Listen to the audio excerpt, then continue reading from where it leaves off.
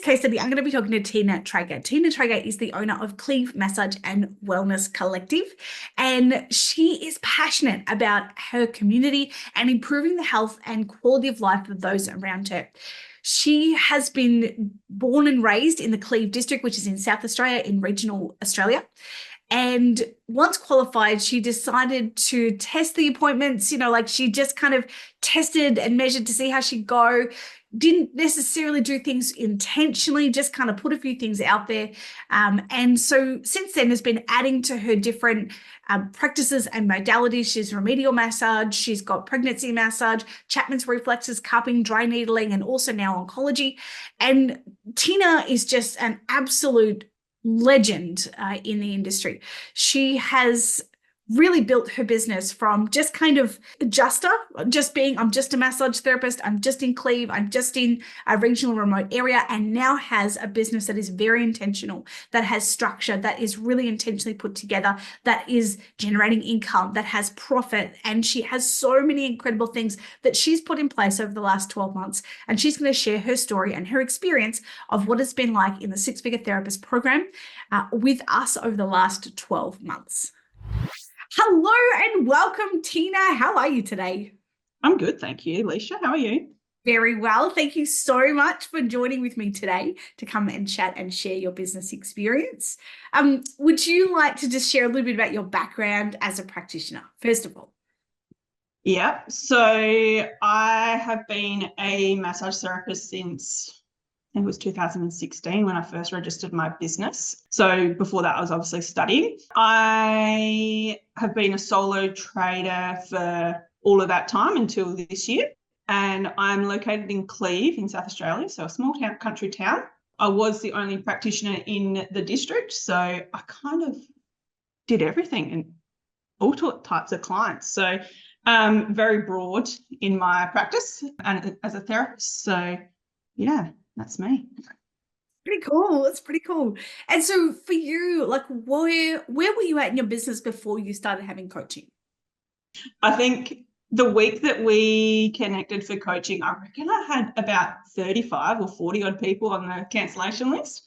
It was well over 20 anyway. It was ridiculous. And I was doing 20 appointments a week. So I had a couple of weeks worth on my cancellation list and I was fully booked in 3 or 4 months in advance. So I was stressed to the eyeballs trying to make everybody fit in and turning away a lot of clients. Yeah, so I just needed help. to solve that. So I guess what was the biggest challenge that you saw in your business that made you decide to want to have coaching?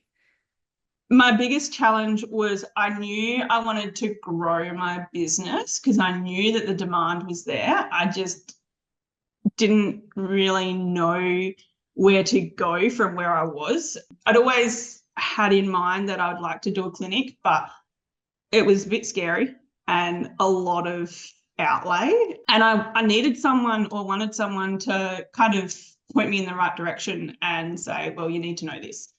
And you need to know that. Have you thought about this? Have you thought about that? If we were going to outlay so much money to make this dream come true, I wanted somebody to guide me in the right direction. So in 5 years' time, I wasn't like, what the heck am I doing? What have I done? Yeah, and that's fair. I think that's a really good idea to have somebody who's been there and gone there before. What made you choose the Health Leader Co?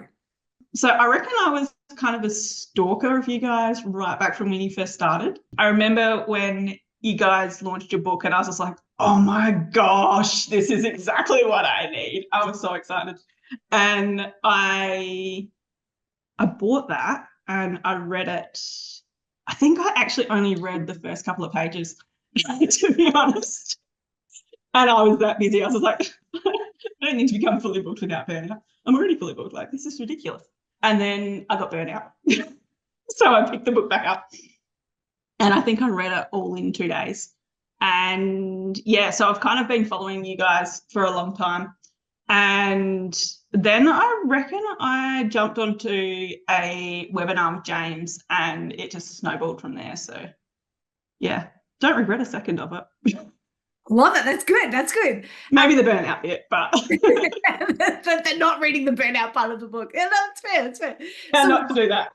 So we've heard about like your history and how you became a therapist and who you work on and where your business was at before you had coaching and why you chose to help leader coach. What are some of the things that you did when you first stepped into coaching? Like what were some of the first things that you had to do that created some of the success that you've seen now? So sitting down with you guys, Christine, James, and you, to clarify my goal, and then upping my prices, even though I just upped them. I remember that day. I was like, what? What am I doing? And my partner's just like, no, you can't do that. I'm like, they've told me I have to, and I'm paying them this money. I have to do it. And then after that, he was like, yeah, no, that's cool.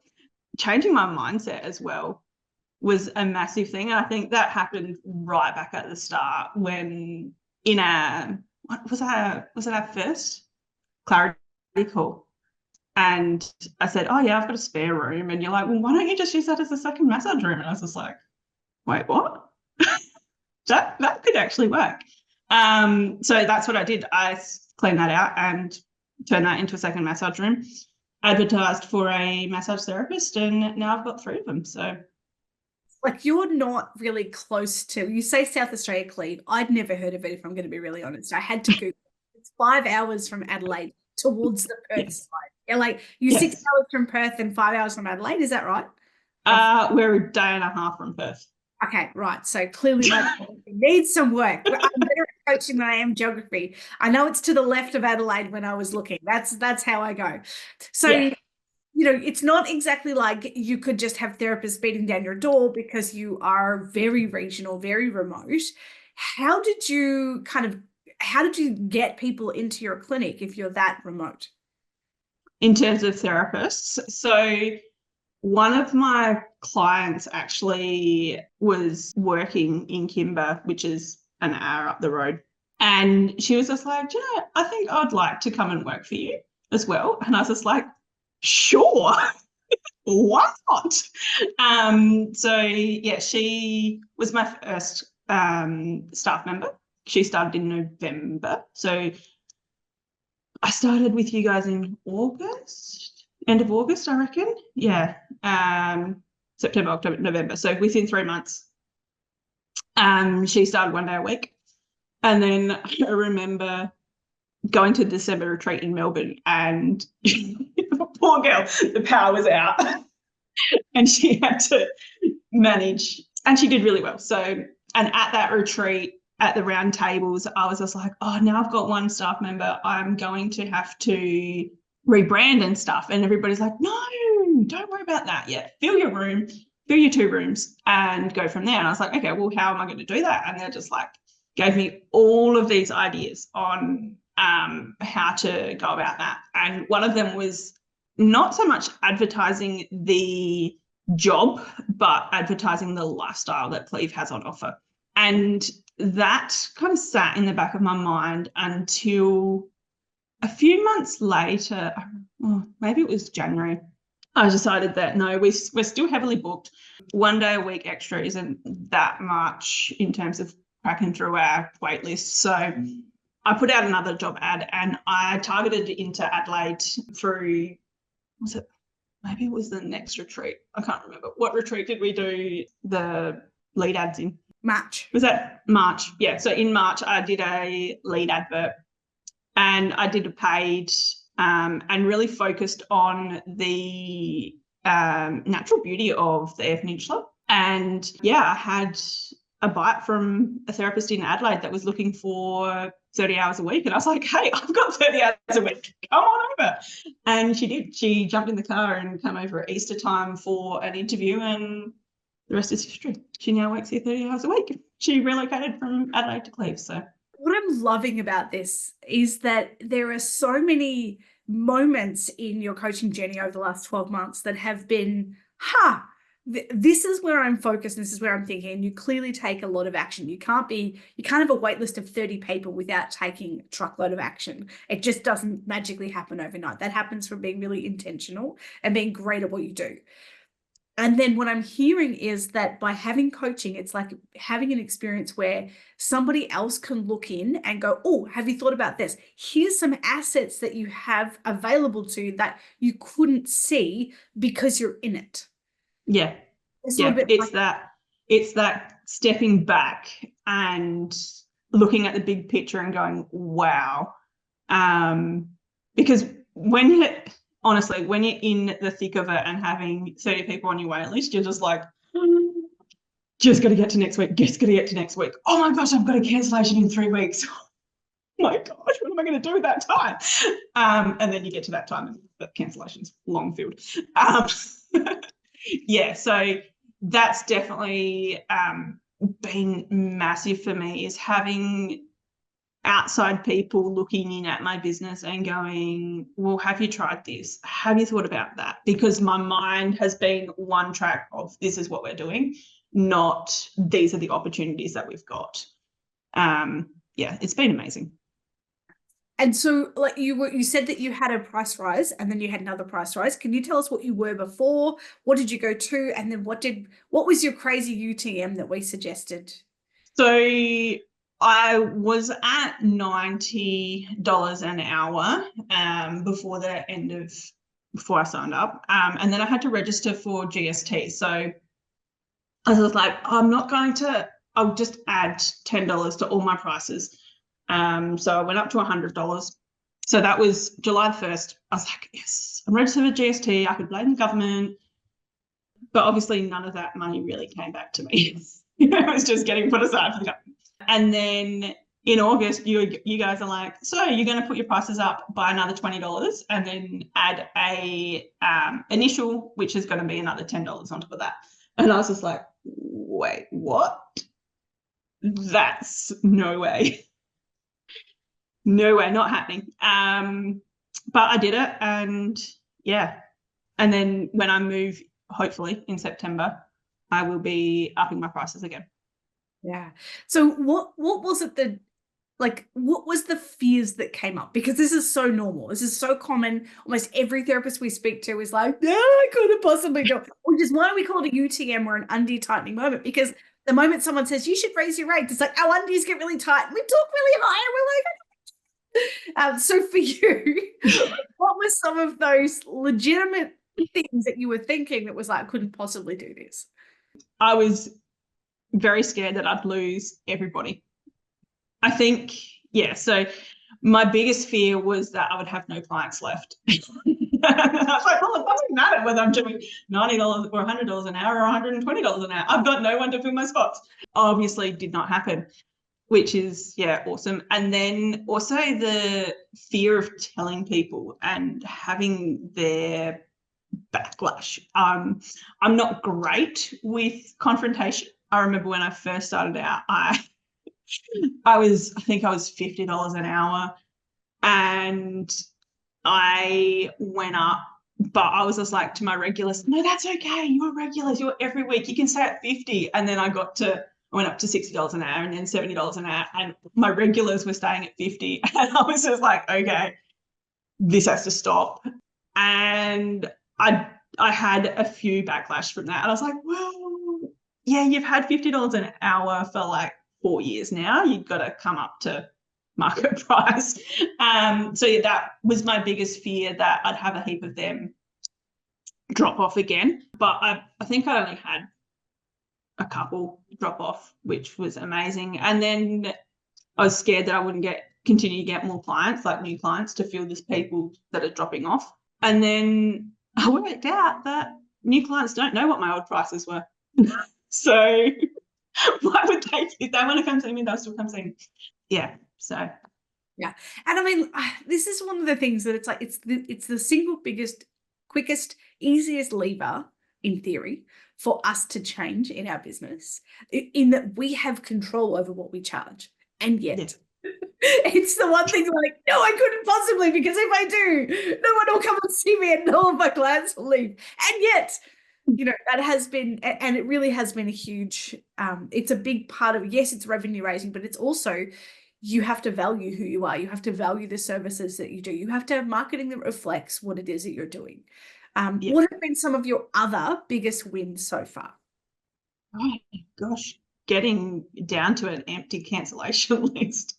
I know that sounds ridiculous, but being in a survival mode of just getting through the list for so many years, actually having appointments available week off has been amazing. So that's a pretty big win in a backwards way, I suppose. But now we're offering anywhere up to 60 appointments a week, so which is amazing. This week we're pretty much fully booked with that many appointments, which is amazing. We're in the process of purchasing a building. So without raising my prices 12 months ago, I don't think the bank would be even considering the fact that we could be doing this. So that's very exciting. Getting out of the house. I've had weeks off. I've gone on retreats. They have pretty good wins. You've The left, connections. you've actually left the business and it didn't go under. Like, oh my I know, God, it was amazing. business didn't grow. You had staff and they actually did the things. This is amazing. Yeah, and now I'm only working 3.5 days hands-on a week. Wow. Instead of 5 days a week. Okay. Yeah. So you have raised your rates. You have surrounded yourself with people who can see other assets that you couldn't see without it. You've created connection. You've created weeks off. You've had time off with your family. You've had time off for retreats. You now no longer have a wait list that stresses you out and keeps you up at night. And you're seeing 60 clients a week at a higher price point. Yeah, about that. Right. It's been a pretty slow year, really, hasn't it?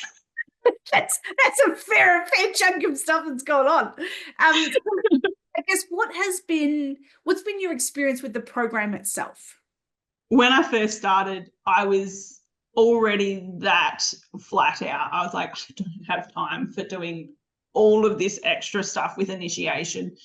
So all the extra videos and stuff, but I made sure I had time and I powered through it. And I just remembered how I was like every night, I was like, Jared, I just got to go and do these videos. And he was just like, oh, okay, whatever. But without doing that initiation and that groundwork, I don't think I'd be anywhere near where I am today. So yeah, as much as I joke, and I even said to James at the last retreat, I'm pretty sure I'm still rocking in the corner from initiation. And he just laughed. He's like, yeah, you're not alone. It definitely put in the foundations for what an amazing year I've had and for where I see us going in the future. So yeah, that's as much as I was freaking out about it. It was pretty much it is a highlight of the last 12 months to be able to get through that. Yeah, retreats are pretty amazing. I keep saying retreats. I love retreats. Because they're our favorite too. And we run 3 or 4 of these a year face to face. What has been your experience with retreats? Tell us a bit about those. So I've been to 2 retreats face to face and 2 online. And I remember when I first started, you're like, no, you need to start before September. You need to come to the retreat online. And I was just like, I don't have time for this. And I'm so pleased you pushed me for that, because that was such a mind-blowing, even though I was just online, and I decided then and there that no, I'm going to make as many in-person retreats as I can, because I could see how much more I'd get out of being in person. And unfortunately, can't always make it work. But yeah, online is amazing, but in person is just mind-blowing, especially the Gold Coast one. That was Coolangatta was the bee's knees. To share a bit about what was your experience in Coolangatta? When I got there, I think I landed at 11 o'clock on the Monday, and I was just like, I just sent a chat group message and said, oh, I'm just chilling out at the beach. If anyone wants to join me until we can get into the house. And Mel rocked up and she just walked into the restaurant where I was charging my phone. And she's like, Tina? I was like, Mel. And it was just like instant connection. And it was like that with everybody. And that just built and built and built. I think because we were in the house together, we were in the house for 5 nights. The connections just got so strong, and I was sad to leave. I did not want to come home, mainly because it's freezing. But it was like finding a whole new family. So But all of the things that we learnt, just and the way it's all layered at retreats, starting off with something basic and just layering it, like the way that we can tell stories all the way through, is just, yeah, it's just how I learn too. It's awesome. And Yeah. there is something really special about meeting people online and getting to know them in their business, which we do each week through a base camp, and then meeting them in person and doing that whole kind of walking up to them going, I think I know that profile picture. Like, yeah, it's like, do you recognize me now? Oh yes, it's you. Oh my goodness. And there's something, I think also you can meet them because they're like meerkats, like they're looking for the other people in the tribe. Where are they? Are they here? And there is something so unbelievably special. And I know in programs that I've been in that have meant a lot to me, being able to have those moments of meeting people from all over the world in one place and connecting like that. You just can't help but go deeper. And it like, none of that awkwardness when you meet somebody new. It's just like you're straight in, you're like, oh, you're picking up on the conversation from last week. Yeah. It's great. And it's the same when you're connecting in a house, you tend to, we've seen each other in our pajamas now, like. Oh, you shared a bed. That's right. You even shared a bed with somebody when their bed wasn't that comfortable. Like that is the epitome of family right there. Sorry, Beck. I love that. All right. Are there specific results that you wanted to share in terms of mindset, marketing, mechanics? These are the three things that we talk about quite a lot. So is there a specific result you can think about in your mindset, your marketing, or your mechanics or your mechanics that you would like to share that you think has been a catalyst to the success that you've experienced? Yeah. So my mindset before I started coaching was, I'm going to say it was limited. It was a limiting mindset. Like I was like, I've only got one massage room. I can't grow my business any more than this. And then you blew that out of the water like within the first week. And the reframing and I have actually nailed my business for the last, 8 years. I can do it instead of the imposter syndrome of, I'm just little of me over here in the country, nobody cares. Yeah, I'm a lot more, I can do it instead of, oh yeah, I'll just keep plodding along. And I've really worked on my grit this last 12 months. And I've even noticed like something pops up. Like Jared rang me on Sunday morning at 10 o'clock and the shop shuts at 11:30 and said, oh yeah, by the way, we're sharing for 2 days. And I was just like, oh, and he's like, yeah, can you cook? I'm like, sure. And I did. I managed it. So I didn't, I used to would have freaked out and was like, ah! But I did later, but anyway. I jumped that hurdle and carried on and still got everything done that I was meant to do for that day. So yeah, the grit that I've discovered in myself has been amazing. And then marketing, I've always kind of marketed a little bit. I think it's become a lot cleaner and stuff, and I'm getting more and more confident with my videos, which is something that I'm going to work on more. I can see your goofy smile there. And mechanics, to be honest, I had no policies, no procedures, nothing in place, which I now have all of that in place. And we're just working through it as we grow, fixing things as they come up. Yeah. Which is amazing. We're getting there. And it's amazing to have those in place because there is often a lag time in business, like we can work on our mindset. We can work on those initiation videos that are fairly robust. We give people access to the best stuff right from the get-go. And what that means is it's quite, like you experience, it's robust, especially when you're busy. It's like, you kidding me? You want me to watch how many videos in the first month? How we start's not how we finish. You don't have to keep doing that the whole time. But at the start, it is because we want everybody given access to the best of the best of the best. And we implement that stuff, and then there's a lag time waiting for time to catch up with the learning. And then you look and go 12 months later, oh my goodness, I've got all these things in place. And it's similar with having those mechanics in place, that when you write them, you write how to open and close the clinic. And it's not like on that day you save lots of time. But when you can step away from your business for a week and no balls get dropped, when you can step away from your business for 2 weeks and no balls get dropped, and your staff know what's expected of them, they know how to do it, they know why it's important, they know who to contact if it doesn't go well. when you have all these things in place, it gives you so much more influence to be able to influence the situation and your life in the way that you want, so that you are living life more on purpose. And that is a testament to the work that you have done and the incredible action that you've taken over the last 12 months. So well done to you. Well done. Thank you. Thank you to you. What would be the number one piece of advice if someone is listening to this, they're thinking about joining the program? What would you say? Just do it. I can't imagine where I'd be without it. I think I'd be an absolutely nervous wreck. So just do it. It is a commitment, but it is so worth it. So worth it. Yeah. I didn't even have to think whether I was going to join on for a second year. She's like, I'm in. I'm done. Thanks for having me. Tina, thank you so much for sharing your experience and your journey, but also for being an incredible human. It's amazing to work with you. It's a privilege, and it's so exciting to see the incredible impact that you are making in your area in Cleve. And I want to say thank you so much for spending the time with us today as well. Thanks for having me. It's been amazing.